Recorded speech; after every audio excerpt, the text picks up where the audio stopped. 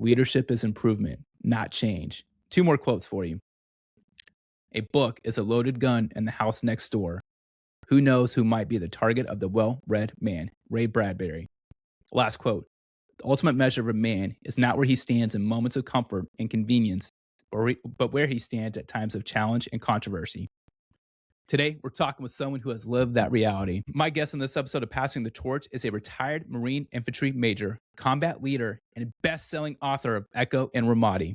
A seasoned speaker and media contributor, he shares hard-earned insights on leadership, human connection, and overcoming adversity forged through 24 years of service and global combat deployments. Ladies and gentlemen, please help me welcome the Marine with the best hair you will ever meet. Passing the Torch with Scott Huesing starts now. First and foremost, welcome to the show, and thanks for joining me, Scott. It's great that if you can go through an entire episode without getting a hair comment, but I appreciate it. So we have an agreement. Don't mess with your hair too much. It agrees to stay on your head. But man, this is great to be on the show. Great quotes, by the way. I have to say before I forget, Ray Bradbury from Waukegan, Illinois. That's where I was born and raised for part of my young, wayward youth before the Marine Corps snatched me up and started hammering and chiseling and forging me into some better version of myself. But yeah, one of our most esteemed authors from Waukegan, Illinois, which is a far north suburb of Chicago. And very cool to be on the show, man. I saw this program with Nate Boyer, and immediately when I saw it, I says, you got to introduce me to this guy who runs the show. And then we've been going back and forth. So, man, what a pleasure. Thank you for having me. Thank you for the kind words and just for the support. I remember we were able to meet in person back in October at the Celebrity Softball Classic, and there's probably 100 people in this locker room, and it's all people in the veteran community, celebrities, pro athlete or former pro athletes, and all of a sudden I just hear Torch, and I instantly, without seeing, I was like, I bet I could feel it, and it was you, and you were just you have been so kind to me, so I'm grateful. And yeah, my life has definitely had some, over the past really 4 or 5 months, some very high roller coasters, and it's because of people like you and TK. So I'm really grateful. The Ray Bradbury. So when I was researching you, I saw a post that you had at the park, and I was like, this is good. So there was an Instagram photo that you had posted of yourself at the Ray Bradbury Park, I think, in I don't know how long ago it was, but that was a while. Yeah. So I do a lot of research on people. So I really try to dig as best possible. The deep dive. Dig deep. Yeah, I remember that though. I think it was probably pretty close to when my dad was in failing health, and I was just kind of out at the park taking a break from all that when you go through that with your parents getting older. But yeah, that's a deep dive, man. Yeah. So the first question I like to start off every podcast with is, why is life great right now? Why is life great? Great question. My life is great here in North Texas. I'm very fortunate to be in great health. I work at it. Everybody should work at it. I think that until your health goes bad or time, like, people don't realize how precious it is. So you got to maintain that every day. I'm just really engaged in helping other veterans too. It's not something that I have to force out of me. I started a company here a couple of years ago to help other veteran authors or aspiring writers share their stories through a company called Solid Copy Media, where we coach them. And a lot of them think we're building a foundation, but I tell them at the outset, we're not doing that. We're putting up the form boards and tying rebar. I said, by the end of this whole thing, you might be ready to bring the cement truck in and start pouring the foundation, but then you can build, because there's so much involved in the writing process, being an artist, and the whole business of publishing, entertaining. Because let's face it, when you're a writer, if you fail to realize that you have to shift gears and become an entertainer, people don't buy books to be bored. They want to be taken outside of their normal world and live vicariously through something. And you have to be willing to do that. So I work with a lot of amazing people, and it does make my life great. And the other thing is that I get to share those connections kind of freely. I think that, if you know me or I know you, you build a rapport with certain people in this tribe of ours. And I was saying to a friend of mine who is my former boss, 4-star general, and former assistant commandant of the Marine Corps. I says, he wanted me to call him by his first name. I says, well, I'm gonna have to warm up to that one. I said, but at the beginning and the end of every day, I'm very grateful to have all these connections of people in my phone that, I told them, I says, what's the point of getting to this level if you know a bunch of successful and somewhat famous people and you can't help other people out? And I think that makes me happy every day too, is to help other people.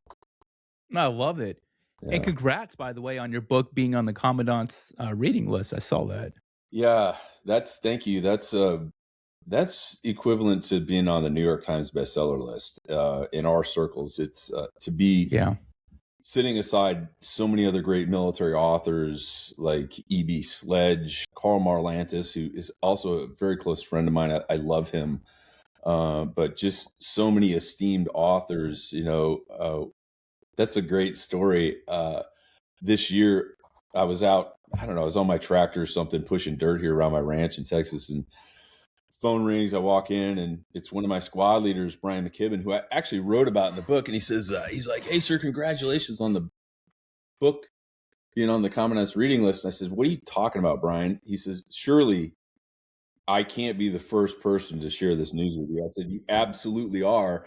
And I couldn't have gotten it from anyone better. And shortly thereafter, like, my phone started going up. I checked my text messages, and there was a slew of texts from so many great people that were really instrumental in helping share that story that we wrote about of the Battle of Ramadi. And some of them were, again, guys that were my peers who are all grown up. They're all colonels and generals and sergeants major and all these senior enlisted guys now because they grew up so fast.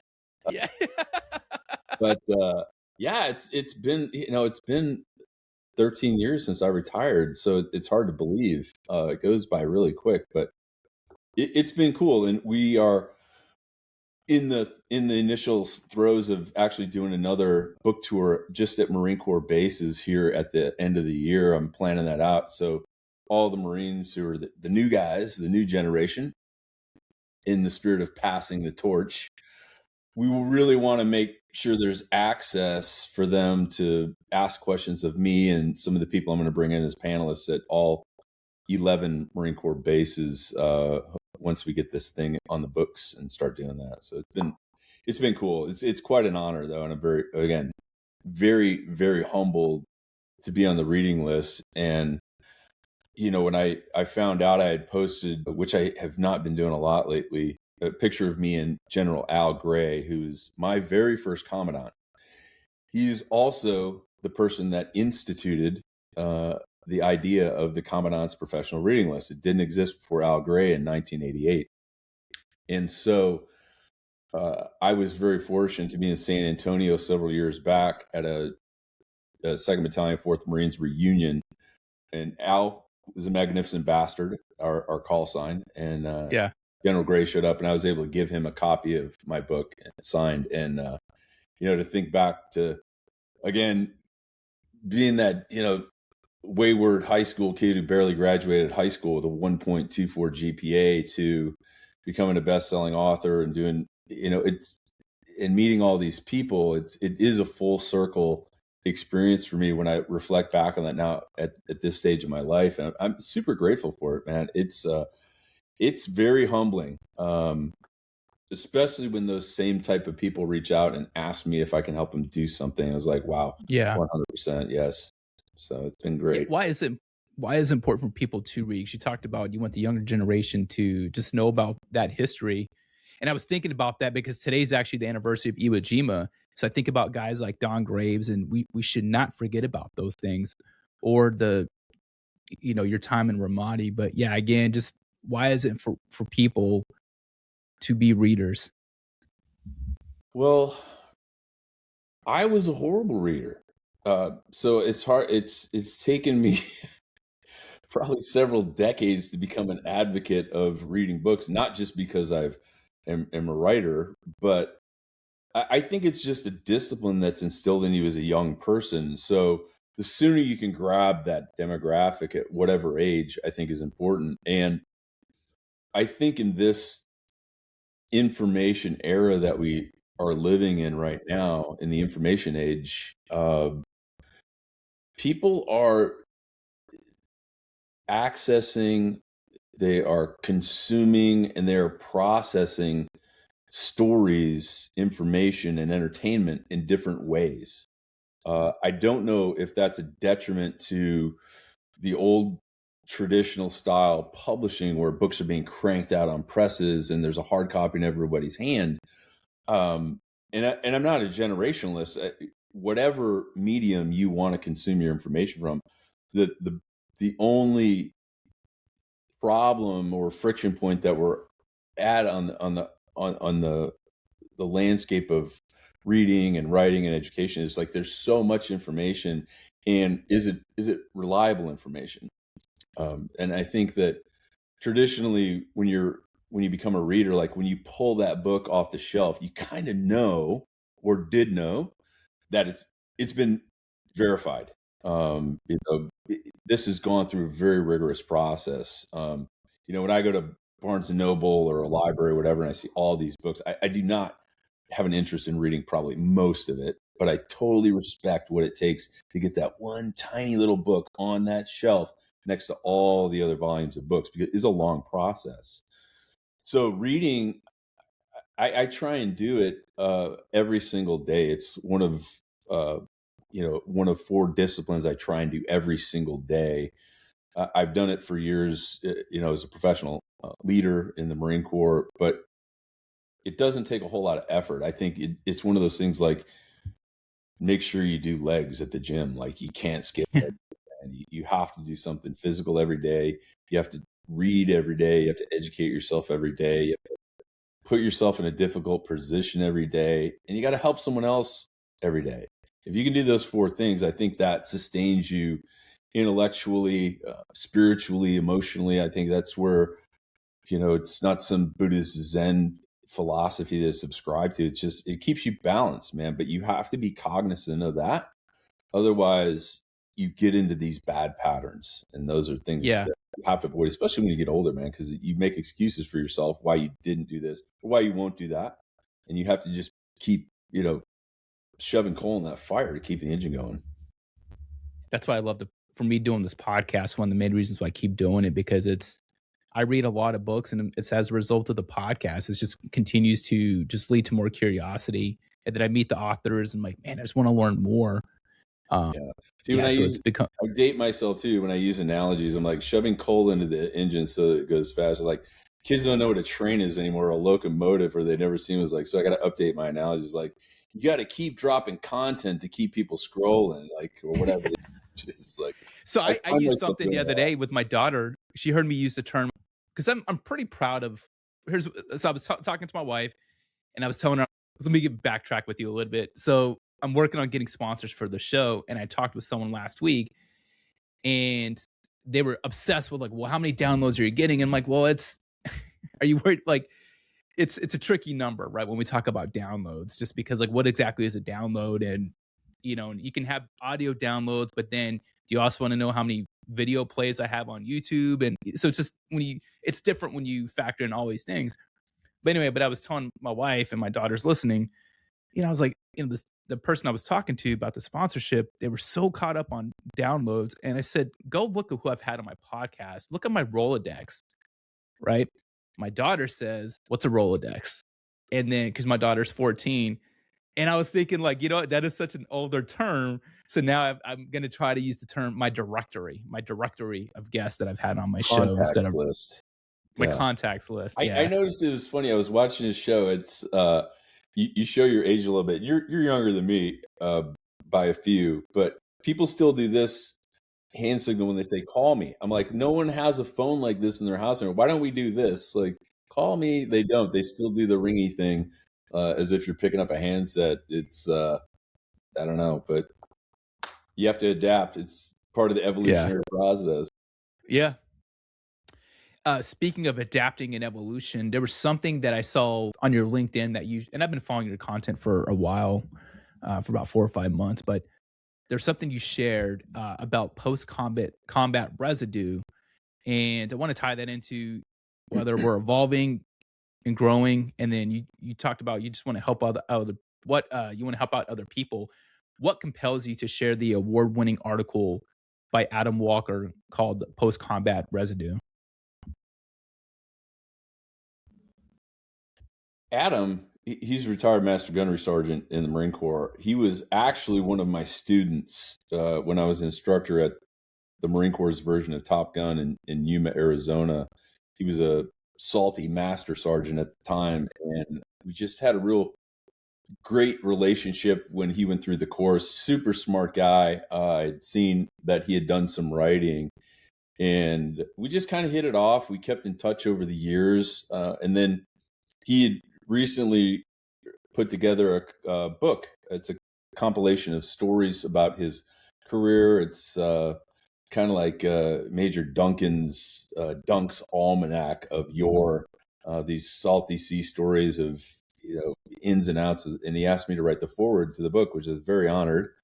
And so I'm currently reading it. And so I happened to see that he posted that article that came out in the Marine Corps Gazette, which is our scholarly journal for mainly for officers and senior enlisted. And it was when I read the article when it came out, it was just brilliantly written analogy about the usefulness of this coffee mug that he had sitting on the desk. And to paraphrase the story is, the young buck comes in and he looks at the gunny and he sees the coffee mug on the desk, and he's like, "Gunny, that mug is disgusting. Look at it, it's all stained and the sludge in it. And why don't you clean that thing out?" And the gunny says to the young buck, he says, "Look, lad, this mug may be soiled and stained." He goes, "I could scrub it all day long, and there's no way that I'm going to get those stains out. They are etched indelibly into this ceramic." He says, "But every day I come to work for the past 15 years or whatever, and that mug still serves its intended purpose. It still does what it's intended to do, what it was designed to do faithfully. It may be stained, it may be banged up a little bit, but it still does its job," which is the tie-in to guys who suffer, traumatic stress in combat or physical injury tied to psychological injury. There's still hope. And when I read that, I couldn't have put it any better than Adam did. He's just a phenomenal dude. He's got a great book review on his Instagram too. It's called "Take It on the Left Foot," which is marketing term, on the drill field. But yeah, Adam's a great guy. Again, another one of the most well-read dudes that I've come across in a long, long time. No, that's great. Yeah. Because I'm with you, like, and it seems in a good way this has become a kind of a movement where instead of calling it PTSD, it's just called post traumatic stress, or post combat residue. What do you think changes in the veteran's identity when we frame it that way? Well, they got rid of the disorder. It's not a disorder. It's just something that happens. I've always subscribed to the philosophy that all that trauma that's built up, if unpacked and processed properly, which doesn't mean you got to sit in a shrink's office or pop pharmaceuticals to get through all that baggage. I think it's a resume builder. I think it inoculates you to future stressors, to future trauma that you may encounter in life, and having a way to deal with it. I have so many great friends who are first responders and, as they lovingly call them, second responders, firefighters, who I love. A lot of guys here in Texas, man, the amount of trauma that, especially firefighters, not even so much cops, because the percentage of cops that deal with, shootings or even drawing their weapon, like they go their whole career, but firefighters are seeing some of the most gruesome things that happen in just motor vehicle accidents, fires, home fires, structural. The stuff that they see is prolonged over a 15, 20-year career, and they compartmentalize that and have to do it. Whereas most combat veterans, it's a 6-9 month deployment jammed in. It's like every day on, stay on. And then you come back and there's like this huge sine wave of, stress and then normalcy stress. But that sine wave is smaller but longer for Yeah. firefighters, and it always amazes me how these guys do that.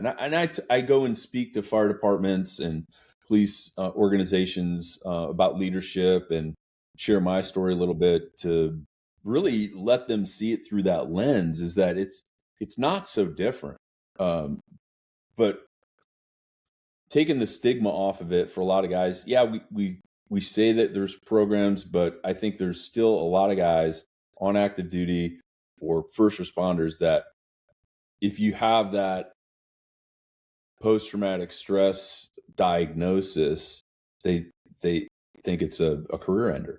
It's still out there. It's true, because nobody wants to get benched, man. Like if you're a Yeah. guy on a SWAT team or you're in a special forces unit, like you don't want to get benched because you say that, hey, I'm dealing with some stuff, but there's help. I think reaching out in the veteran community too and talking through is probably one of the best things. Like it has been made easier through shows like this.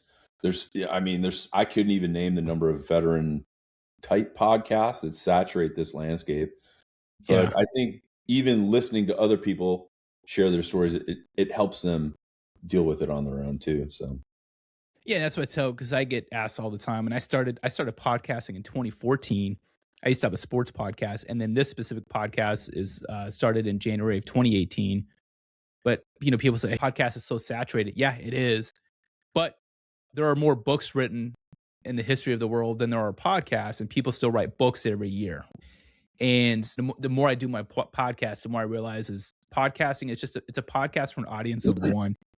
And for me, it's helped out for my own growth and emotional stability, just a lot of different things. It's a personal leadership and mentorship curriculum that, yeah. yeah. Keep doing it, Uh, because I love podcasts. I always tell my fellow authors or clients, I said, never say no to a podcast request, because it doesn't matter how big the show is. And I've been on some big shows, I've been on some medium-sized shows, and I've been on some small shows where they're veteran shows too, where the kid's like, hey, sir, thanks a lot for making time to do the show. I'm like, absolutely. Because even though that young warrior or whoever, their show might have 1,000 followers, all 1,000 of those people love that guy and they'll do whatever he says, vice a show that has millions of followers, and it just becomes kind of white noise in the background, and maybe only a couple people really listen to what the guy says. So it's cool too, because every time you click on a podcast, or if you're searching for information, it is like a library, because you go to the podcast list and you're like, I'm gonna pull that volume off, and it's current. It's not like when I grew up and it was the Encyclopedia Britannica series, which took 3 years to publish, and the information is dated 6 years. Everything's yeah. current.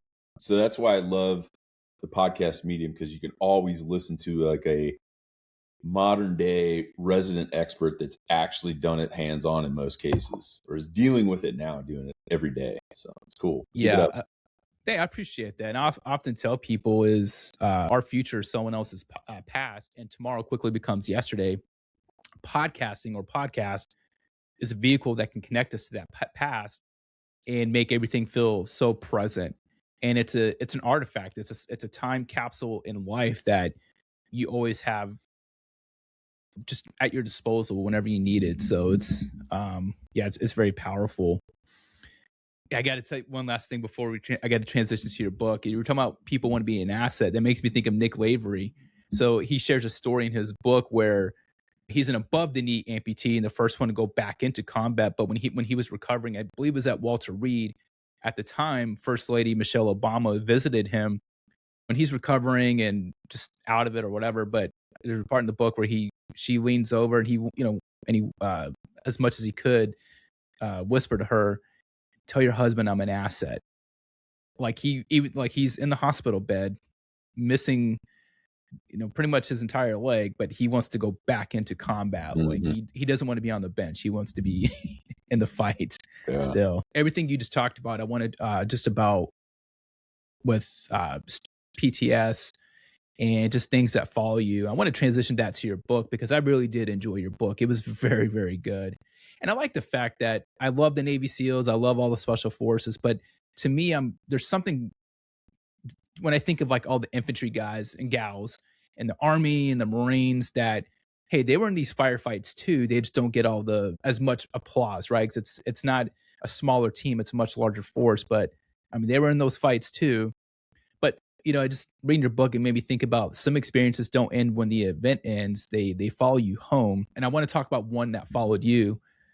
When the war ended and the noise stopped, what part of Ramadi stayed loud inside you and how did writing the book change that voice?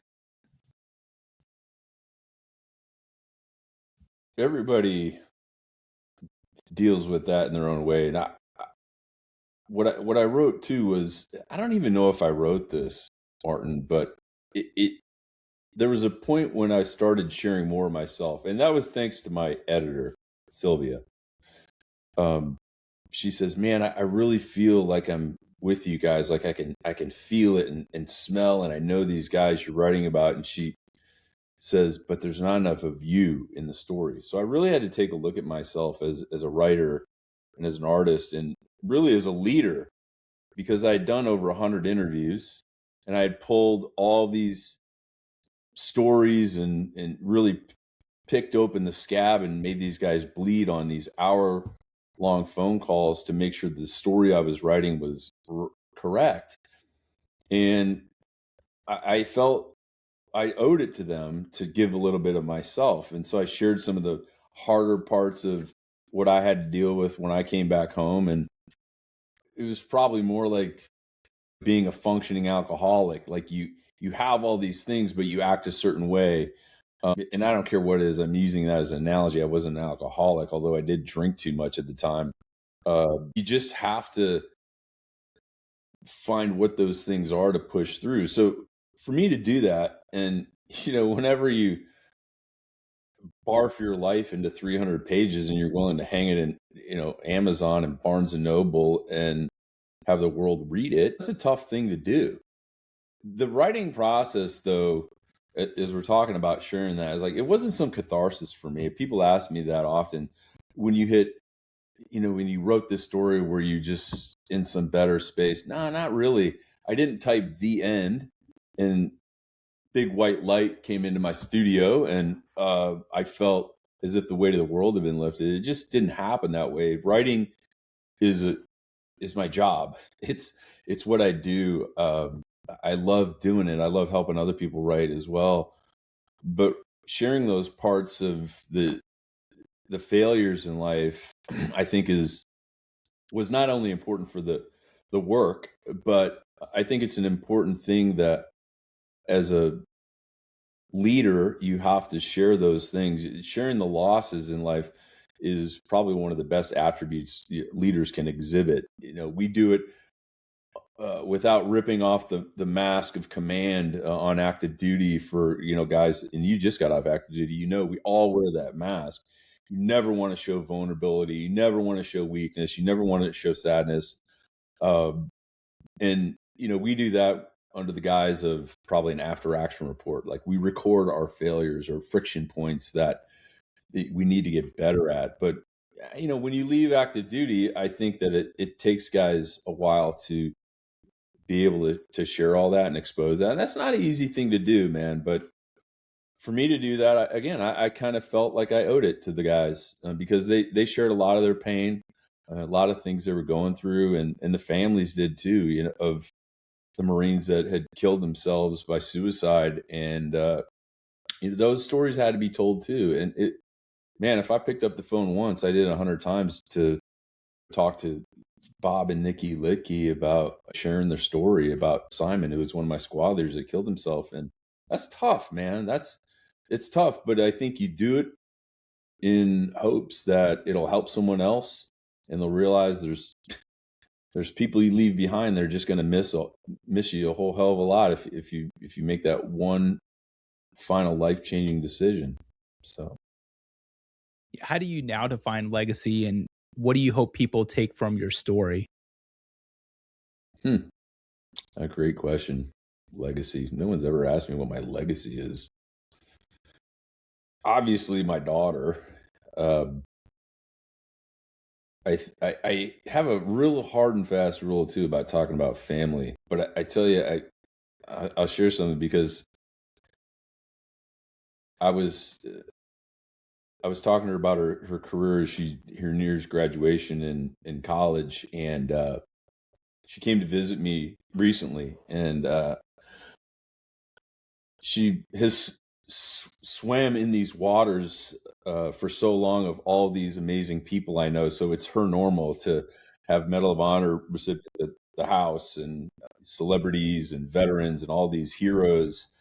And I was using that network to make some introductions. And I said, all of these things that I'm able to provide for you, to benefit you, came through decades of me cultivating personal relationships and my reputation with them. But I said, one of the things I probably realized too late, and maybe I just realized it now, is the most important reputation that I want to have is with my daughter.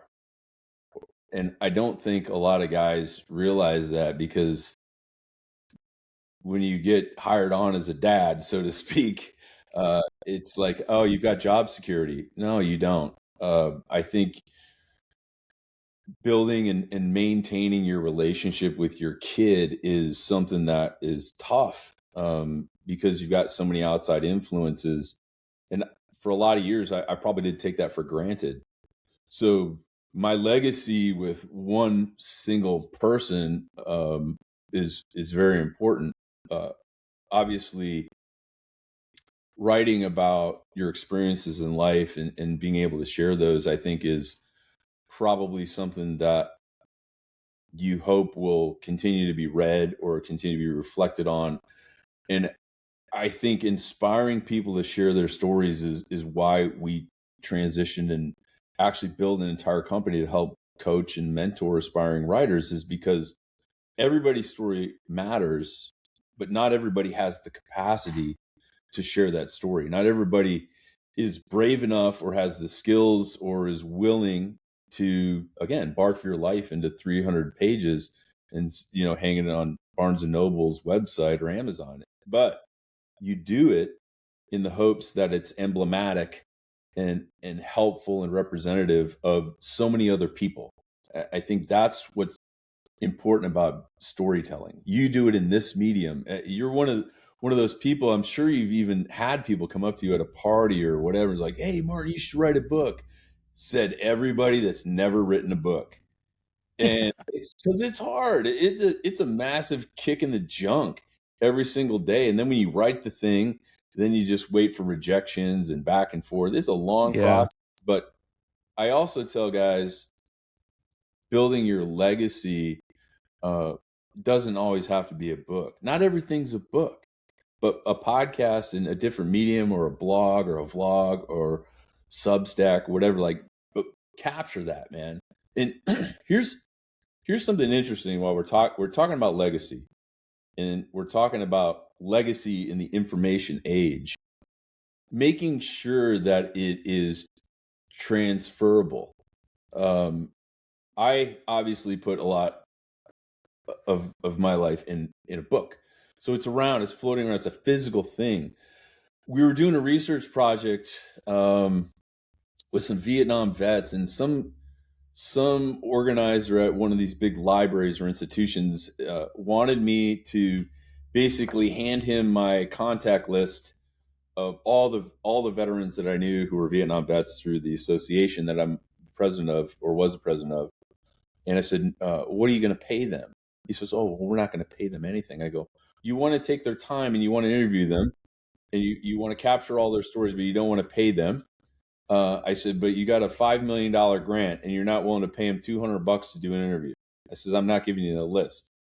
Well, it made me think too, was what if there's a sergeant or a lieutenant or something, and he's written all this great stuff, or he's got all these great photo archives of this battle or this war, and they sit in one spot. They just live on his computer or they live on a hard drive, and it's password protected.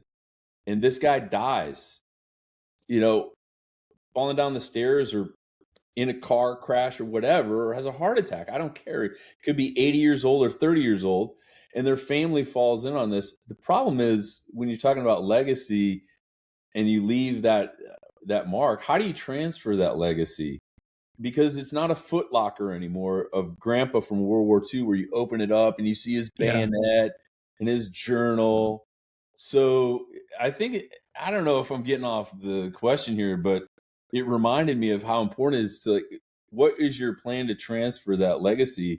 Because everything we have now is electronic, and I'm sure, guaranteed, all of that stuff that is in the modern day foot locker, your computer or hard drive, that's not just hanging on Facebook or Instagram. There's so much other little detailed pictures and probably not fit for human consumption or public consumption.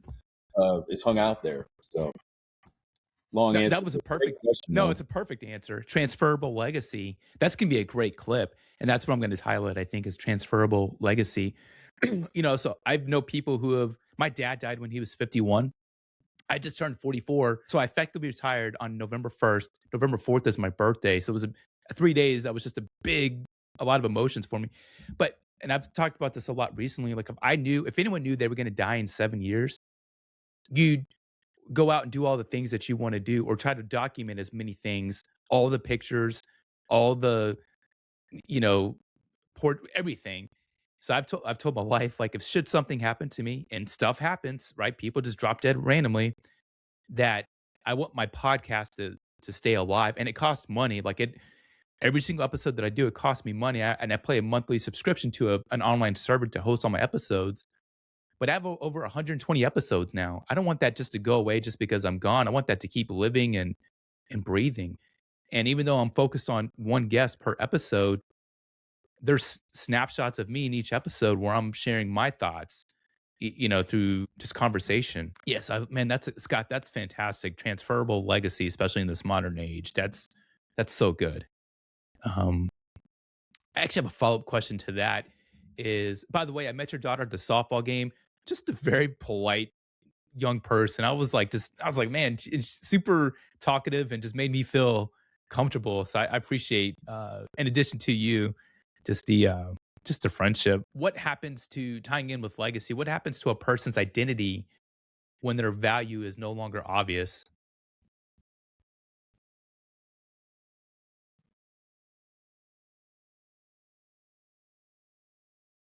Well, I think it's probably subjective to an outside influence's opinion of what value means to them.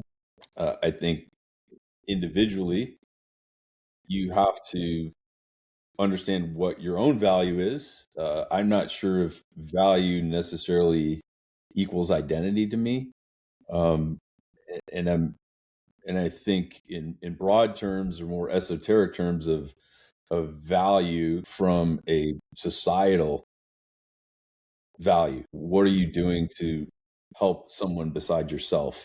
What are you doing to lift other people up with your success or lend a hand out to someone that needs a lift up?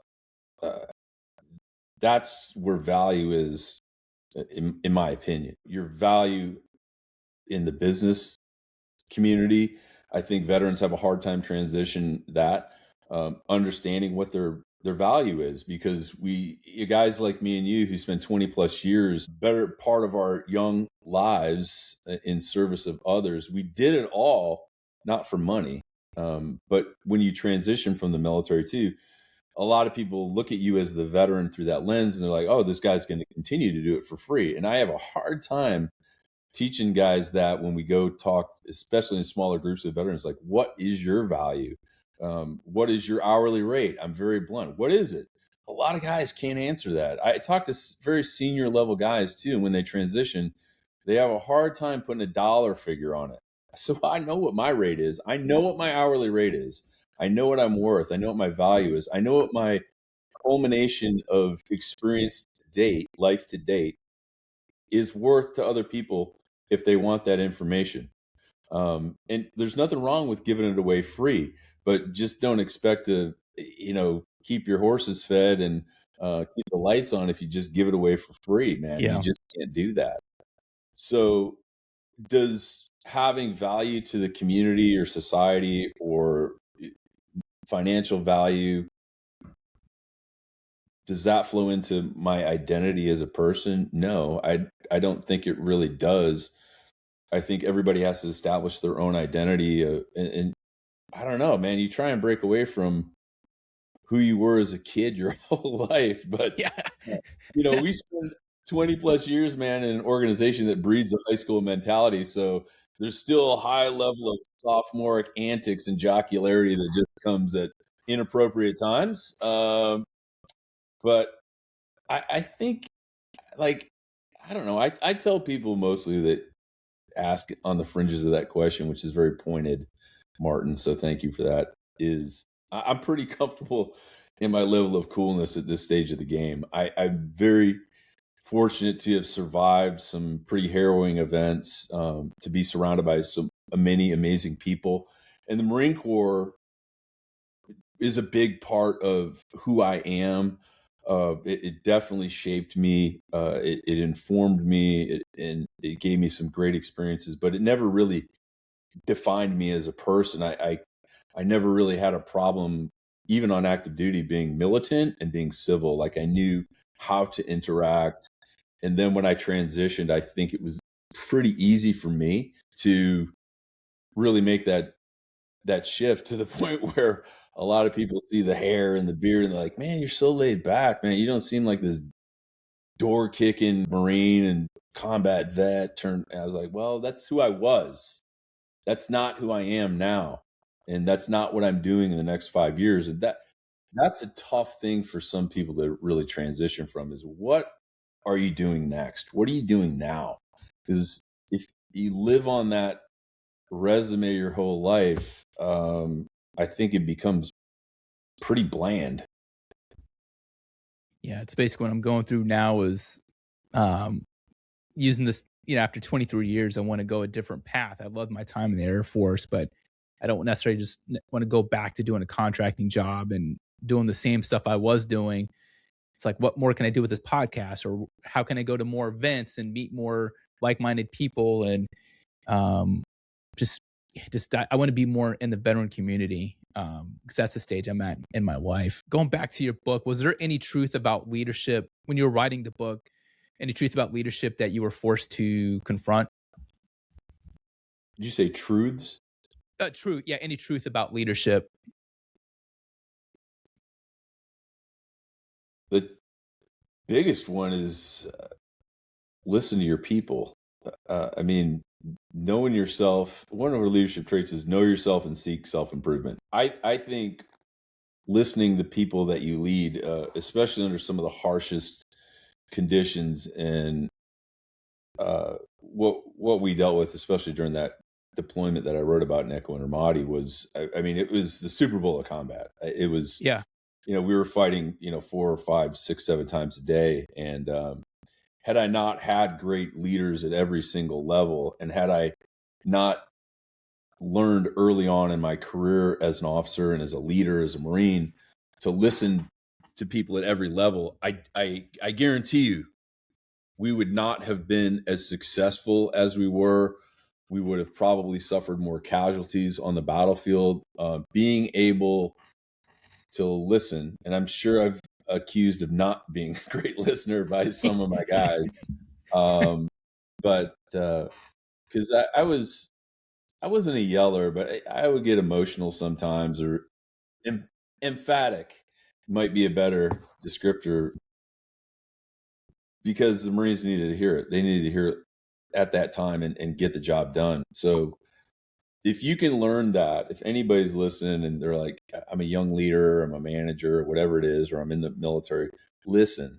If you can lock that down, man, it's a learned skill for me. I had to be taught that. I had to witness it. I've seen great examples. And there's guys that I even write about them, man. They're great listeners, and I always marveled at those people when you see Yeah. them in circles or at the boardroom, and they're just sitting there taking notes. I'm like, damn it, I wish I could be like that guy. He's kind of a ninja. He's just soaking it all in, and I'm here running my mouth. And it's not lost to me, by the way, the fact that I do a lot of public speaking, and I'm like running my pie hole on podcasts here and there. But yeah, listening it's an essential, and you know that as Hmm. well. Part of being a great interviewer is being a great listener. Yeah, I appreciate that. You know, I was a guest on a podcast within the past couple I've been on a couple podcasts as a guest within the past couple years, but there was one specifically where the episode was very long. And so we'll say, I don't want to narrow it down too much, but we'll say at least 45 minutes. Well, so not, yeah. So at least 45 minutes. And the host talked for 98% of I maybe talked for 2 minutes out of that entire podcast. They would ask a question and then answer their own question, and I'm the guest in the podcast. And I was and, and it was just and then no matter what I said, they would they would cut me off, I'd start answering, and they would go on to like, "Oh, this reminds me of whatever," and it was just, um yeah, anyway. But yeah, being a good listener, whether it's a leader or interview host, it's a great skill to have.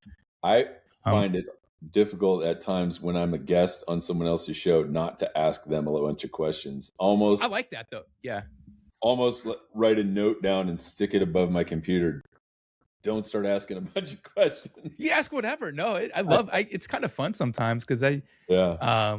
it's more natural. I mean, it's just like if we were having lunch somewhere, excuse me, there'd be back and forth. I I Um, learned that from a really dear friend of mine who is also a podcaster, Pete Turner. I think I've mentioned him to. Uh, yeah, Pete's the host of the Break It Down show, and I'm gonna take a note for myself because I've co-hosted, I don't know, maybe 100 episodes with him over the years, and he's had upwards of 2,000 guests on. I mean, just two members of the police, rocket scientists, veterans, author. They've been on a show.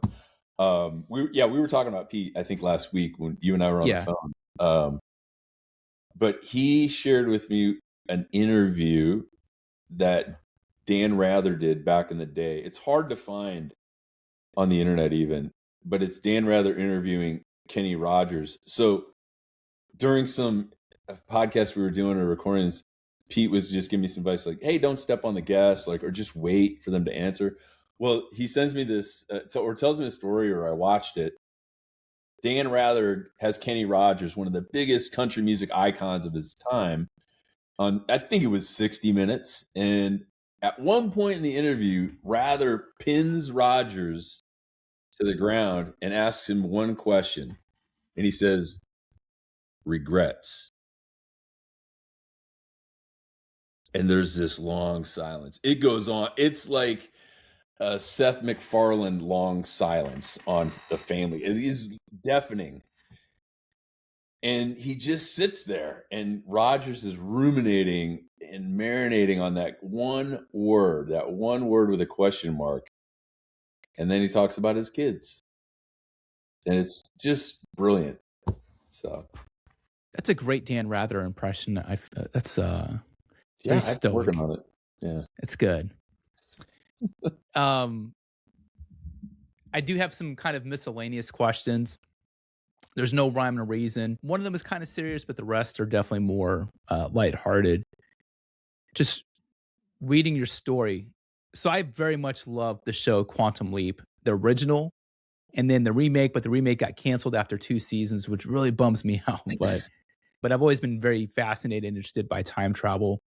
But I want you to go back to 9/11. You were stationed in Okinawa watching the events unfold on a tiny TV. If you could quantum leap, time travel, if you could go back in time, what message would you give yourself knowing everything that you know now?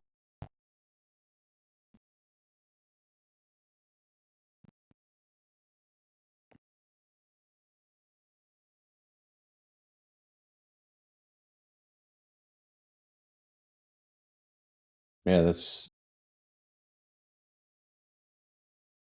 interesting. Really the only thing that popped into my head when you asked that is train harder, because we were in an active deployment overseas, but just train harder. We really didn't know what was on the horizon after we got that news. I say that, but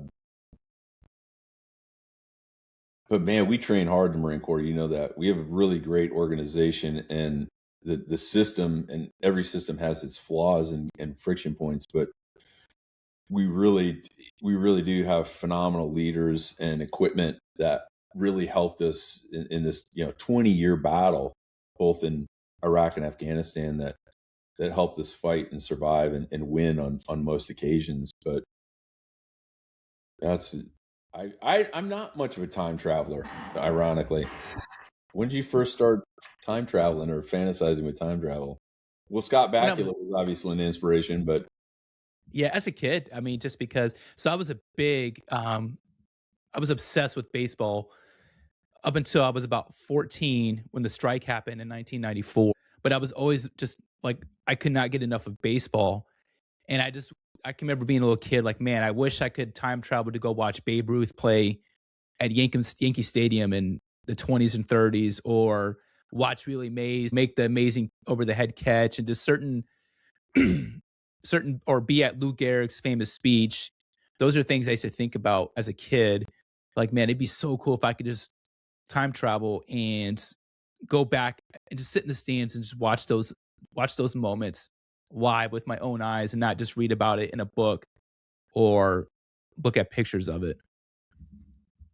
But then the strike happened in '94, and it just killed my love for for baseball. oh my God, let's talk about that. Totally, Margie, before you ask your next question.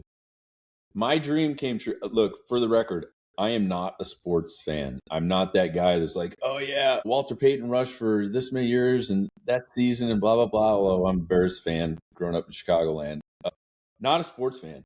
But when that strike happened, I was in college at Illinois State University, and I thought to myself, what a bunch of entitled a-holes to go on strike and punish the fans as they're already making so many millions of dollars as pro athletes. And I says, someday if I were ever to be Bill Gates or Steve Jobs, I would buy every ticket to every game in every stadium in every city for an entire season and let those self-entitled a-holes play to an empty audience and see how much they love the game. And then my dream came true when COVID happened.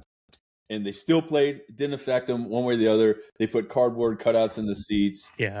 and they kept on going. But yeah, it's 1994. That's it. Yeah, that strike. I remember it. That struck a chord with me. August 12th. Yeah. August 12th. Yeah. And the Mantra Expos were probably going to win the World Series that year, and then it just, everything got destroyed. But I'm actually a Bears fan too, by the way. So I meant to tell you that. I'm not from Illinois, I'm from Oklahoma, but military brat, but just always been a big Bears fan. I think you told me you got to meet Jim McMahon, right, at the celebrity. Yeah, a couple times, or I talked to him a couple times Yeah, at I the shared that at that story with you. weekend. And the day of the pool party, I jumped into the elevator and I just hear someone say, "Can you hold the door open?" as I'm going downstairs. And then it's him coming onto the elevator. So I'm just in the elevator for, a minute with Jim McMahon, and I walked with him. And I'm just thinking, this is, I was just playing it cool. I didn't want to bombard him, but I'm just like, I didn't acknowledge that who he was. I was just making small talk. But in my mind, thinking like, this is Jim McMahon, like the the most famous Bears quarterback of all time. And just a random. That's the cool thing about this podcast, has led to stuff like that, where if I didn't start a podcast, I wouldn't have been able to talk to all the people that I've talked to. The same week that I published an Nate Boyer episode, I also published my episode with Kurt Warner. So, and who's my favorite quarterback of all time, and just more than just his play on the field, but just his resilience and his character. And it's all because of this podcast. And then going to the softball weekend, I'm a Bears fan, and like I got to meet Jim McMahon, and then I probably talked to Don Graves for 20 minutes that night at his table. And I love his, I mean, just these things that come together. And it's just, I got to meet you, and here we are. So it's just, there's so many, Yeah, podcasting has unlocked a lot of doors and opportunities for me. But um, there's something else I did want to ask you about because I don't know if I read it in your book or saw it somewhere, but you compared Baghdad 2004. You said it felt like a Star Wars. By the way, I'm taking like a hard shift. Baghdad 2004 felt like a Star Wars cantina. Are you a Star Wars fan, the movie, or no? Okay. If you had to Go cast yourself, go ahead. ahead. If you had to cast yourself in that scene, what character would you be and why? I'd like to I'd like to think I was Han Solo. That's good. It fits. Kind of beat to a different drum, little unorthodox, little more foul mouth than Luke, a little abrasive. That was probably me. That stuck with me, and I was like, "This is good. I want to ask him about this." So I thought that was a good comparison. I was a huge Star Wars fan when I was a kid. Like I had the R2D2 light switch on my Yeah. wall. My mom got me sheets. I had all the. I think somewhere buried in a box, there's probably still some action figures from 1979 when the first one came. I can remember standing in line to watch the original launch of that movie in Springfield, Illinois, at the Esquire Theater, Wow. on like MacArthur Boulevard. Like that is imprinted. And watching that movie, and then the subsequent success of all the other follow-on films. But as a young kid, like my whole room was Star Wars. I loved it. And what's interesting too is I'm not a big sci-fi junkie. It didn't leave that mark on me. I don't know what it was, but it was great storytelling by Lucas, and it was just so well done. And I think Yeah. for its time, the special effects, and then you had the wannabes like Battlestar Galactica followed it, and, But Star Trek was really the biggest one, and that guy. Geez, what a franchise! I just saw a news story. This is again, we're in rabbit holes. Bill Shatner, Captain Kirk, starting a heavy metal music endeavor. Really? Yes, 94 years old, and now he's like, He's "This he's is my next 94? chapter." He's not playing, like he's not slapping the bass and headbanging, but he Yeah. might throw his back out if he does that. But that's another fascinating human being is Bill Shatner. Just his life, man. You talk about some depth, but at 94, he decides to, again, try and break even further away from Captain Kirk, and he becomes a mogul in the heavy metal industry. Fascinating. He's also TJ Hooker. So I used to watch that show Yes. with my mom as a kid. He's done it all, My man. cousin, shout out to my cousin Tom Foster, Foster Web Marketing. He's a huge Star Trek fan, to where he's even had Star Trek theme, like in his 40s and 50s, Star Trek theme birthday parties. And I don't know if he still does this, but I remember he told me years ago when he's interviewing people, to work for his company, he just asks a question at the end, and there's no context, and it's just Star Wars or Star Trek. And he said he can tell a lot by a person based on how they, how they answer. So, but yeah, I'd like to know what that baseline philosophy is off that question. I haven't talked to him in a while, but next time I talk, that's a good like memory jogger for me to ask him about that That's a good because one. Like, what is it like? What is that like a Republican Democrat camp like you fall into? no, nothing like that. But he's, I mean, he's a fun guy. Like he's in a band, or he was in a band with his daughters and or my second cousins.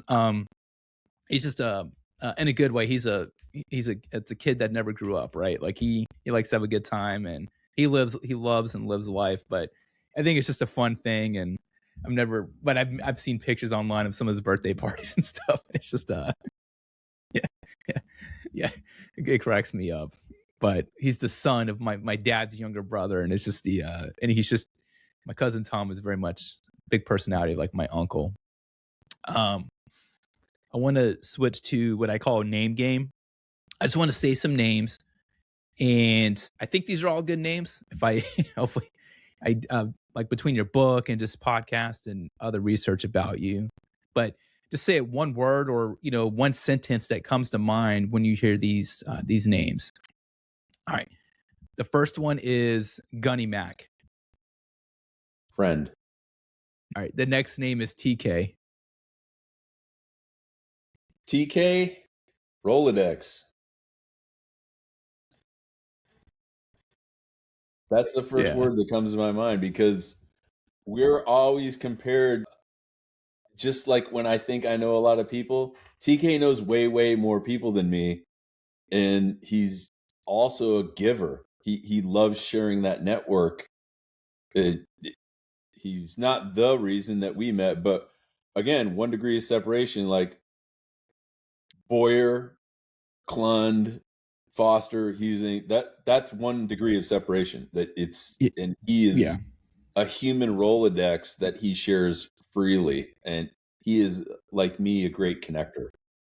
Yeah. Love No, that guy. it's And yeah, and I neighbor. love he's been great to me. I love the conversation that I had with him. The next name I have is Nate Boyer. Warrior. He is another one of those protectors that not only served his country, but he came back and was able to transition, understand like that's what I did, but I have a new goal, I have a new mission, I have a new dream, and he achieved that in collegiate sports and professional sports, and then he does it again, acting, writing, like he just continues to be that warrior, and he's another one of those guys that is willing to give of himself. He's also a great connector, and every time I've ever been in town with Nate, whether we're in Arizona or wherever we're at in LA, we always makes time. Like we always make time for each other and just sit down, grab some coffee, catch up, do a dump. We always wind up bumping into each other at entertainment events or veteran events, and Yeah. he's just such a he's just one of those guys he's tireless. I think is another great descriptor for Boyer. He's tireless. No, it's good. Seems like yeah, he's accomplished a lot, and it just very fascinating backstory. Last couple names, Sergeant Connor. Catalyst. He's the catalyst, man. I mentioned him on Jocko's podcast, and I was on. Sergeant Connor was the non-commissioned officer in charge of the officer selection office in Champaign, Illinois, when I was at school at Illinois State. And I know I've mentioned Illinois State twice. I don't like to brag because they only let us select 50 or 60,000 in every year. But that was, I It's the was just Harvard of Illinois. It's the I was Harvard of just happy to Waukegan. get accepted to a college, man, after barely squeaking out of high school. So I say that lovingly and jokingly. But this kid calls me, and I had submitted a package to do a program the Marine Corps has called the Platoon Leaders Course. And it was you go one summer for a little mini boot camp, and then you do another summer, and then you get commissioned. And I said to myself, man, that sounds like 3 boot camps, like real boot camp, enlisted boot camp, and then 2 things. So I said no. And I was about to go to work for the U.S. federal law enforcement. And then there was a hiring freeze that year, and everything got delayed. I couldn't wait tables and bartend for another year. I was a little older than the average bear at this stage. Sergeant Connor calls me, sir, if you can come down and run a PFT and go get a physical at Great Lakes, we have a boat space for you in January at OCS. And it was a yes. Had it not been for that kid calling me, no, you mentioned his name. I talked about him on Jocko, and I said, I'm going to try and find out what his first name was. I went back through my original paperwork that's buried up here in my studio somewhere. I went through every single one of those rice paper thin contract forms and looked for his name. It's not on there. It's just the captain that I was dealing with at the time. I tried to find that guy. I'm like, who's this guy Barnes? I can't find him either. It's a very common name. But Catalyst, yeah, he was the one, man. Like just like everything in the military, man. Great NCOs, they make shit happen. Absolutely. And that's why I asked about him was because of the Jocko Yeah. podcast. I took note of that. Yeah. And I was trying to help you out. I've been trying to look for his stuff too, but I haven't had any luck as well. Uh, but yeah. And then I was gonna and I don't even remember talking to him. I was just, he was the guy in charge of my fitness test and shuffling paperwork and calling me. And I never even remember asking, like, what's your MOS? What do you do in the Marine Corps? It was because it was all about me at that time. It was like yeah. trying to get, graduated and all that stuff. But man, I wish I could find that guy just to say, and if you're listening, Sergeant Connor from Champaign, Illinois, circa 1994, thank you.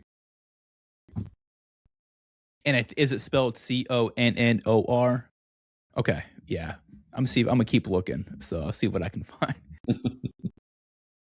Last two names, the DOC, and I have one more after this. Huge heart, 2 words, but man, he's just a huge heart. Again, going back to Rolodex, aka Tim Clun. I've been doing, thankfully, thanks to Tim, the celebrity softball game for 9 years out of its 11 or 12 that we've been doing. And so several years ago, I think I was the first one up to bat and I struck out. And then Tracy, the DOC, he gets up, he strikes out. We're both sitting in the dugout at Globe Life Field and wallowing in our misery as not being great softball players. And we sat there, man, I think probably for hours, like 4 or 5 innings, just sitting on the bench, talking about life and philosophy and faith. And we just kind of had a bromance. And I honestly didn't even know who the guy was. And since then, and like that whole weekend too, just we had talked and we had sidebars. And I come find out his uncle was a Marine. I gave him a copy of my book, and he's just another really gracious human being to the point where we talk often. And I check in on him, and he sends me stuff, and he's he's also a neighbor. He lives here in Texas, still lives in Oak Cliff. And it was interesting because you were talking about your cousin has some strange birthday parties in Star Wars. Like for my 55th birthday last year, I wanted to have my own present, and I didn't want a big party because I don't like big parties. So I invited like a group of really cool people I thought would have fun. Like almost like you would see on TV. It was planned out where people would interact from different spaces. So I invited Tracy first. I says, hey, I really want to do a private screening of the documentary called The Doc. And I said, can you bring it? Like we'll plug it into the TV and we'll watch it. I said, I'm going to invite some other people. So I invited DOC and his friend came over, and then John Jones and his wife Sarah from the Eli Young Band came. So we had musicians together. And then my buddy Marshall Teague, who's an actor, he was in Roadhouse, and Yeah, yeah. he got his throat ripped out by Patrick Swayze. And so Marshall's a neighbor, and he's a friend of mine. I My love the next door original neighbor is Roadhouse. Kate. Sorry, that's a cult movie. I love that movie. Oh yeah, and he was the colonel in Armageddon driving the Land Rover, and he's still doing movies. He lives right next door to me here in North Texas, and so I wanted to bring this cool group of people together. And then my next door neighbor, who's he's the actual chef on Yellowstone, Gabe Gilbo, aka Gator. But he's a chef. He is a caterer too. He catered at my reunion in October. That weekend we saw each other. So I bring this eclectic group of people together, and Tracy was one of them. And we watched his documentary in my living room right here downstairs. He's just such a gracious guy too, man. You might, if you ask me every name, like if you had 4,000 or 5,000 names on the list and you asked me every one word about everything, gracious might probably seep its way into there at some point. Because I'll tell you what, brother, at this stage of my life, if people aren't like that towards me, I cut them out of my life like a fucking cancer, because I just don't have the emotional bandwidth for that. I don't want to work with them. I don't want to talk with them. I don't want to answer their phone calls. because I know they're not in that same place as me. And that took me a long time to get to that place, because although I'm never accused of it, I used to think of myself as a very selfish person. Um, it's something something inside of my strands of DNA that I feel that way. I don't act that way. It never outwardly manifests itself, but there's thoughts that make me feel that way. And I've shared that with people, and they're like, that's the last word I'd use to describe you. I'm not saying that in some self-promoting way. It's true, because I have to fight it. So I just don't ever want to be that way. So if there's other people like that in my life, they're always asking for favors. They want me to do this. Like, what friends would being friends with me isn't enough. Like, I need to introduce you to all these other, people. Is like, if it work, like if it helps you, man, yeah, sure, I'm glad to do it and share the connection. But he is a real gracious dude. That's And awesome. yeah, just I'm very fortunate to have a lot of cool friends too. Yeah, no, it's very cool.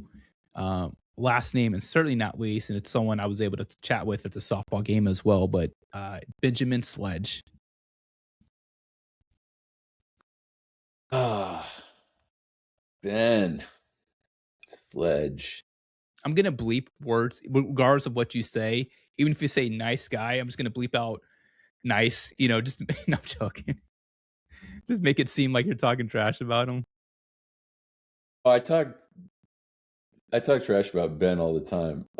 We actually found out at the Ramadi reunion in El Paso weeks ago, his entire unit has made a secondary job or a secondary MOS of busting Ben's balls, because he's been that way since he was a young enlisted sergeant.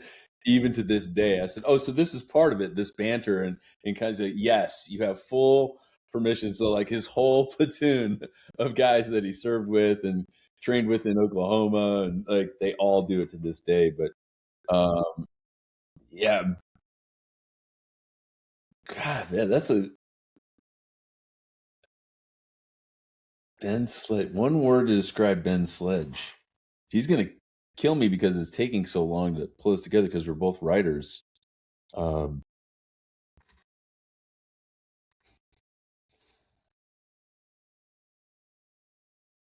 I want to get this one right because we're partners.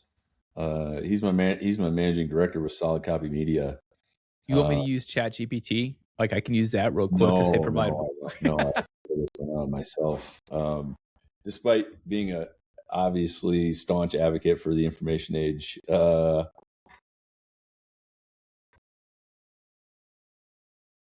lovable, That's lovable, good.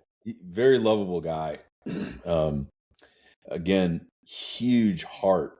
Um, it, I'll share a story with Ben on this show. I'm in my studio, and the phone rings, and it's Ben, and he says, "Sir, I don't know if you remember me. My name is Ben Sledge. I actually uh, served in your command in Ramadi." Actually, he starts it off with, "Sir, I don't know if you remember my name, but I wrote about you in my book." I said, "Well, what's the book called?" He said, "It's called Where Cowards Go to Die." And I asked him who his publisher was, and he said, "Regnery." I said, that's we have the same publisher." I said, "Why did those jackholes not call me and say, Scott, here's another book about Ramadi. This soldier wrote a book. You're in the book. Will you blurb it? Will you promote it and endorse it?" No phone call. I said, they suck. So many different ways. Like, someone missed that one or dropped the ball. It's like, we move on. But he tells me, I say, "Hey man, very, very humbled that you wrote about me in the book." He told me basically what it was, just a small blurb in the book. But still, when you're in someone's book like that, I think people would want to know that. But then he goes on to tell me he was in my command, and I actually gave him some awards when we left Ramadi. I said, "Well, I don't remember any of that, man." I said, "I had so many people, and he was an attachment, so it was like, scab labor that we picked up guys, left and right." And so I told him what I was doing with this guy who's a special forces operator, and I was coaching him through this writing process because he asked me, and it wasn't even a business. He was just at the time Venmo me some cash and like thank me. He's like, hey, I appreciate you. Like your time is valuable.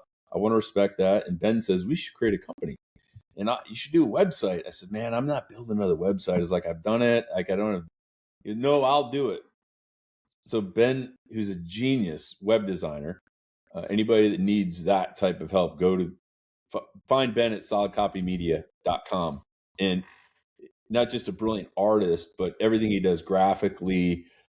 He says, I'm going to build the website. Almost in his sleep, he creates our current website. This was done within a week or two. I wrote all the copy. He helped in designing and format. It's just gorgeous. And so we started the company here in Texas. And since then, we've helped like countless veterans, first responders, some civilian clients share their story. And again, we're designed to bring in so many people that are in this business, from former presidents of publishing houses, screenwriters, podcasters, writers, best-selling authors, all my friends. I'm like, hey, you want a part of this? Can you help? Or at least provide access so folks can figure out how this is done, because that's the tough thing in writing and publishing, is like finding access to get it published in those traditional ways. But Ben is he's just one of the most lovable guys that That's awesome. despite all the ball busting that we give him, he's just never waste a single minute of his life, being bitter. It's just, everything's always positive with him. And he's definitely one of those guys that lifts other people up with him. It's just, I just really lucky he came back into my life, and, to be able to do something cool with another guy who's as talented as Ben is really gratifying to me. So. No, that's great. He's someone else I'm going to reach out to about being on the podcast. I just want to, we talked about it and at the softball game. I want to read his book first before I ask him to be on. Just last couple of questions. And this is one I ask every single podcast episode. If there's a giant billboard with your picture on it for the world to see, what would you want your billboard message to say? And where would you want that billboard to be located?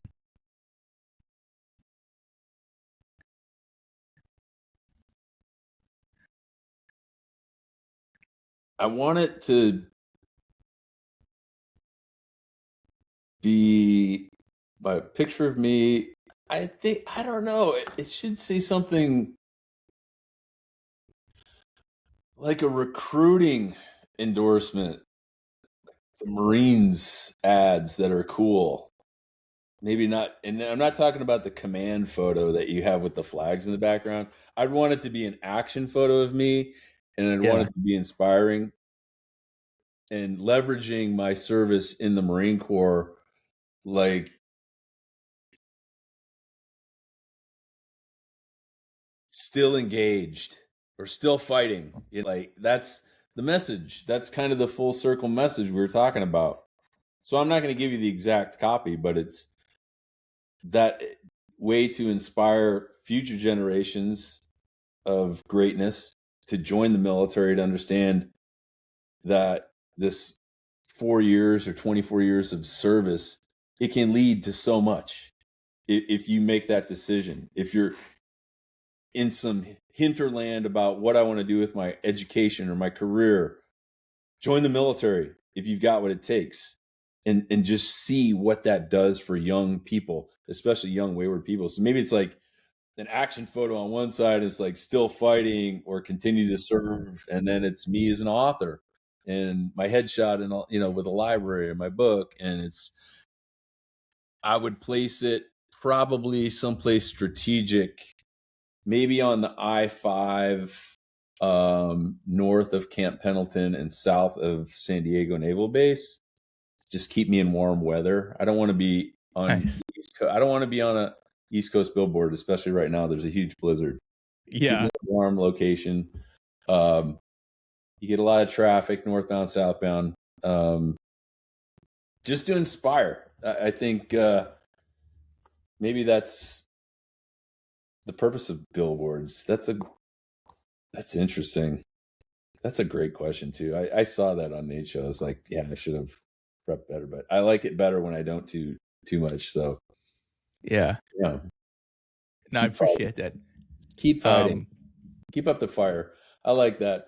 I stole that from the Army, by the way.